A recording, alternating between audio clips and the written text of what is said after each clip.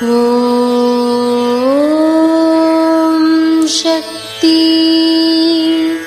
ஓம் சக்தி. ஓம் சக்தி. ஆதிபரா சக்தி என்பதன் பொருள் தாய்மை கடவுள் என்பதாகும். தாய்மை என்பது உலகம் முழுமைக்கும் பொதுவானது. உலகத்தில் உள்ள ஜீவராசிகள் யாவற்றிற்கும் நான் தாயாக இருந்து அருள்பாலித்து வருகிறேன். ஆதிபரா சக்தி என்பது இந்துக்களின் கடவுள். இந்துக்களின் தாய் என்ற குறுகிய வளையத்திற்குள் சிந்திக்காதே மகனே.